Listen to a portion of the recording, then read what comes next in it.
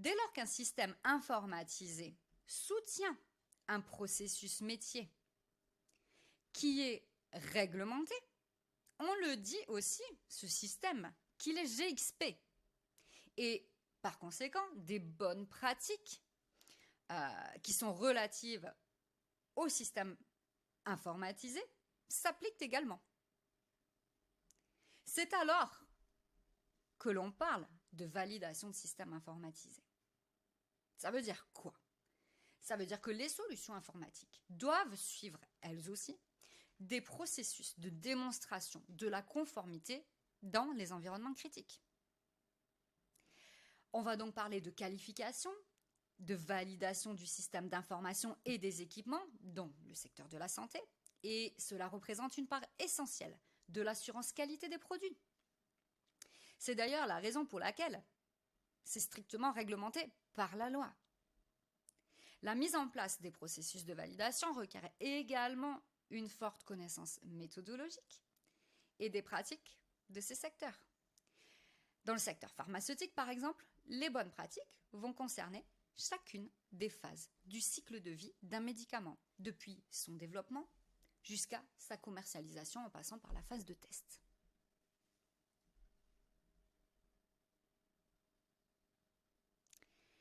C'est dans ce contexte que j'ai voulu créer le programme A38. C'est un programme qui est à la fois conçu pour les juniors, les industries de santé et les sociétés de conseil.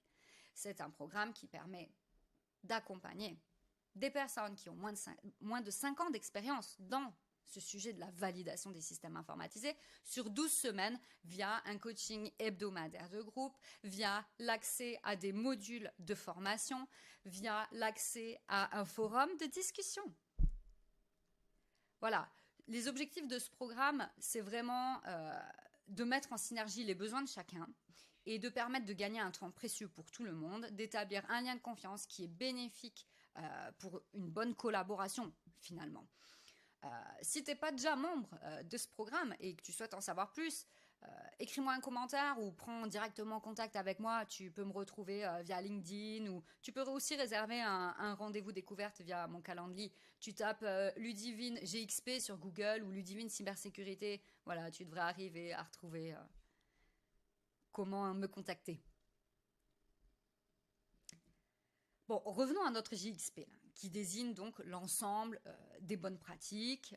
Voilà, les bonnes pratiques disent que ces industries doivent donc valider les systèmes qui sont utilisés pour gérer les données réglementaires.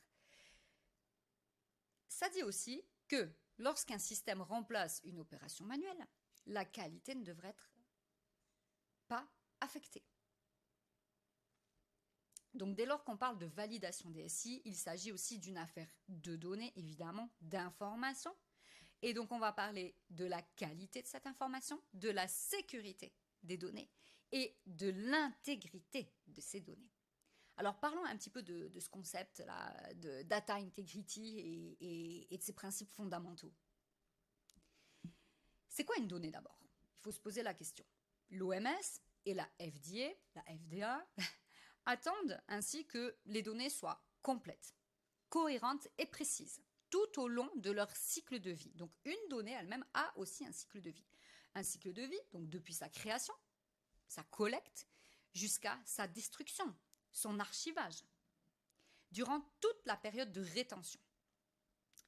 En effet, l'intégrité des données peut être affectée à tout stade de ce cycle de vie. Son respect implique donc la participation et l'engagement de toute personne à tous les niveaux de l'entreprise.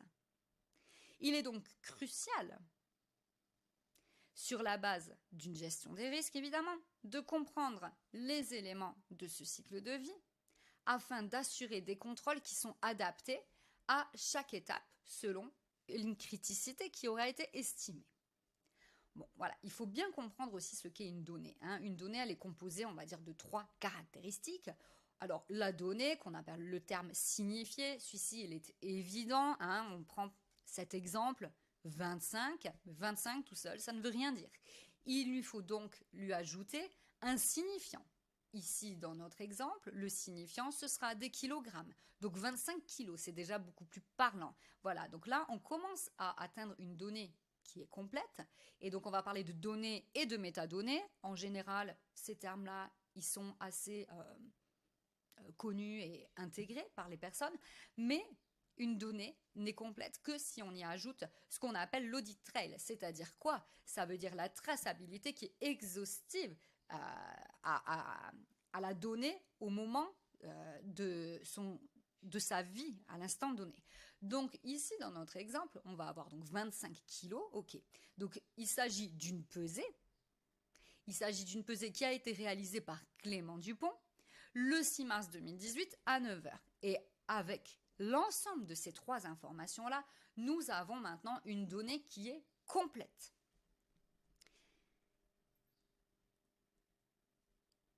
Et on parle d'intégrité.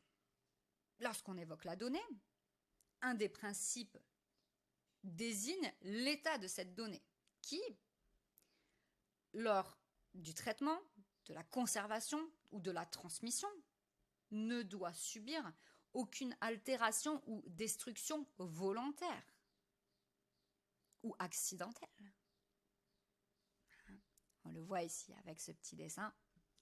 Voilà, on doit conserver les données dans un format qui permette leur utilisation et en restant honnête.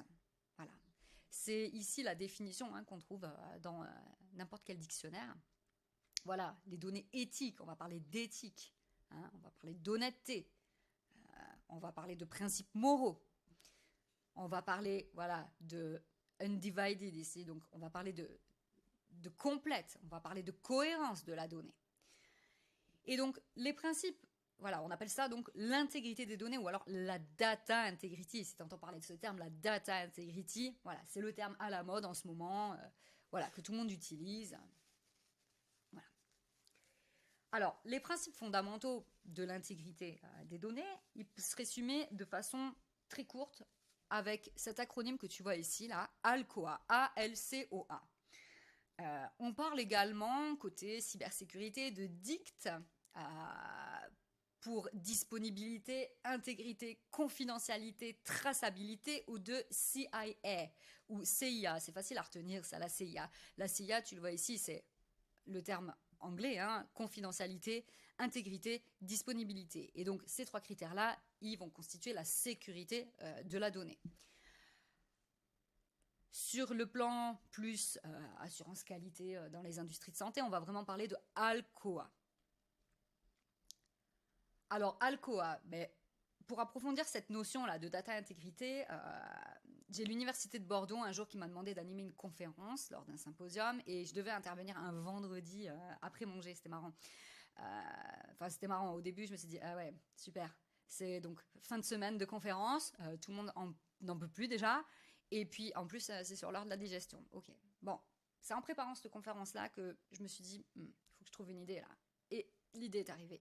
J'ai créé ce jeu-là, Alcoa The Serious Game. Voilà, ça mettait un petit peu d'animation dans l'amphithéâtre, ça a permis de réveiller les étudiants, les professeurs, voilà. Si t'as pas encore reçu ton jeu ou que tu souhaites en savoir plus sur ce jeu, te le procurer, je t'invite vraiment à me contacter. Encore une fois, tu peux laisser un commentaire, me retrouver sur LinkedIn, prendre un rendez-vous avec Calendly. Voilà, tu tapes Ludivine GXP ou Ludivine Cybersécurité sur Google, tu devrais me retrouver. Pour en revenir à cette histoire d'intégrité de données, voilà, voici quelques exemples ici de non-conformité, donc DI, c'est Data Integrity ici. Revenons, voilà, quelques exemples de non-conformité ici qui ont été relevés par les autorités. Les problèmes liés au système d'information et aux données sont préoccupants. Mais ce qu'on constate en lisant ces quelques exemples, c'est que généralement, ils sont dus à des mauvaises manipulations, à des mauvaises pratiques humaines, finalement. Bon, ces écarts, ils restent inquiétants quand on voit falsification de documents, vraiment, là, bon, voilà, il y a un geste intentionnel derrière, on ne peut pas le nier, mais ces écarts sont inquiétants puisque la réglementation veille à l'intégrité de ces données. Et c'est, encore une fois, pour assurer la sécurité, l'efficacité et la qualité des médicaments ou des dispositifs médicaux ou cosmétiques qui sont commercialisés. La santé du patient constitue in fine toujours l'objectif prioritaire. Voilà. Je vous ai mis un petit peu en évidence ce qui concerne les systèmes informatisés. Donc voilà, bon, les mots de passe partagés, c'est non, c'est non. Voilà, ça, c'est une mauvaise pratique. On ne partage pas son mot de passe. Et vous voyez ici que, par exemple, voilà, no system validation of electronic record generating systems. C'est-à-dire que ici, les entreprises, parfois, ne prennent pas la peine de valider leur système alors que c'est demandé par les réglementations. Et donc, comme vous l'avez vu, ces réglementations, elles datent quand même au minimum des années 90. C'est même pas plus loin, hein, ce qu'on a vu ensemble, hein, à la fin des années 70, les premiers concepts de validation sont nés aux États-Unis. Mais aujourd'hui, c'est quand même fou lorsqu'on voit des entreprises qui n'ont pas validé ou qui décident de ne pas valider leur système informatisé alors qu'ils sont impliqués dans la génération ou bien la manipulation de données qui sont elles-mêmes réglementées. Donc on parle de validation de système informatisé. Ok. Donc voilà quelques définitions officielles là à l'écran du terme validation dans notre contexte. Ce qu'on remarquera, c'est que dans chacune de ces définitions, on va parler de preuves documentées, d'exigences, de spécifications et d'usages prévus ou usages conformes. Voilà. Tu commences maintenant à comprendre un petit peu la signification de la validation DSI. Voilà. Alors maintenant, parlons de ce qu'est un système informatisé. Un système informatisé, d'après toi, c'est quoi? Écris-le là en commentaire. Ouais. Voilà un exemple de système informatisé. D'abord, un SI, bon, tu l'as lu ici, ça veut dire système informatisé. Cette image, elle montre, encore une fois là, un exemple de système avec au centre la donnée dont on vient de parler, évidemment, la donnée, l'information. Et avec tu noteras qu'il y a différents éléments qui composent ce système. Tu remarqueras bien ici que ainsi, ce n'est pas seulement la partie informatique. C'est d'ailleurs d'où le terme de système informatisé, mais c'est aussi les instruments, les équipements. Par exemple, ici, je vous ai mis des capteurs de température, des balances. Mais c'est également la partie documentation, la partie guide, instruction, manuel d'utilisation. Et ce sont également les personnes, les utilisateurs ou même les informaticiens, les développeurs qui vont créer le logiciel. Voilà. Donc on peut séparer en deux parties hein, le système informatisé où on a vraiment la partie système informatique, donc plutôt tout ce qui est technique. Donc on va penser ici aux infrastructures informatiques, les serveurs, les centres de données, l'ordinateur, voilà. Tout ce qui va constituer l'infrastructure informatique, le réseau par exemple, les interfaces. Mais on va avoir également la partie logicielle qui, elle, va supporter les fonctionnalités métiers qui sont nécessaires dans l'opération des processus. Donc les processus, ce sont les différentes étapes qu'on a besoin de suivre pour pouvoir générer derrière un résultat ou atteindre un objectif. Ces logiciels, ils vont embarquer des fonctionnalités comme la signature électronique, par exemple, qui est, elle, aussi régie par la réglementation, notamment le 21 CFR Part 11. Et on va aussi noter ici des fonctionnalités qui permettent de contrôler les accès. Donc on va parler de privilèges, de profils, de droits utilisateurs. Et on a également une dernière fonctionnalité, on l'a vu, c'est la traçabilité. C'est ce qu'on appelle l'audit trail. Cette fonctionnalité, elle est super importante parce qu'elle fait partie inhérente de la donnée finalement. Voilà. Et donc, on a cette partie système informatique, mais on a aussi la partie qu'on va appeler procédé. Et là, qui va comprendre les instruments, les documentations, les personnes. Et c'est pour ça que lorsqu'on va valider un système informatisé, on va aussi aller discuter avec les équipes qui gèrent les équipements. Ça peut être des équipes de métrologie, ça peut être des équipes de maintenance. Et on va également discuter avec les ressources humaines qui, eux, vont plutôt être chargées de contrôler les connaissances correctes des personnes et de tracer leur formation. Bon, comme tout système, il y a un début et une fin. Et c'est là qu'on va parler du cycle de vie.